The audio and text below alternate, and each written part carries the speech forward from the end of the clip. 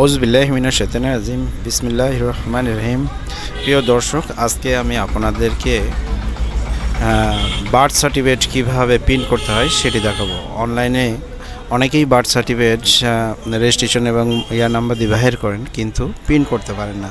আজকে আমি সেটি আপনাদের দেখিয়ে দেব। আমি প্রথমেতে গুগল ব্রাউজার ব্যবহার করব। আমি গুগল ব্রাউজারে চলে গেলাম।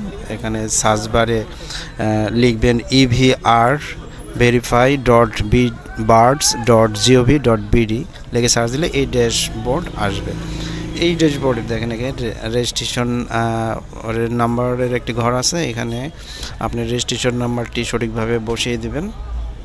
তারপরে রেজিস্ট্রেশন নাম্বার বসানো হলে নিচে আপনার বার্থ ডেট অর্থাৎ জন্ম তারিখটি বসাতে হবে। এখানে রেজিস্ট্রেশন নাম্বার ভুল হলে আসবে না, এবং জন্ম তারিখ সাল এগুলো ভুল হলেও আসবে না। তাই এটি সঠিকভাবে বসাবেন। আমি বসিয়ে দিলাম। জন্ম তারিখ বসানোর সময় অবশ্যই আগে সাল দিবেন, তারপরে মাস, তারপরে তারিখ।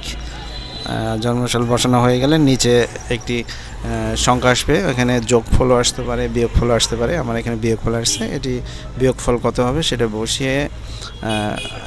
বসিয়ে দিয়ে নিচে সার্চ যে ক্লিক করলে আমাদের ভেরিফিকেশন সার্টিফিকেটটি বার্থ সার্টিফিকেট চলে আসবে।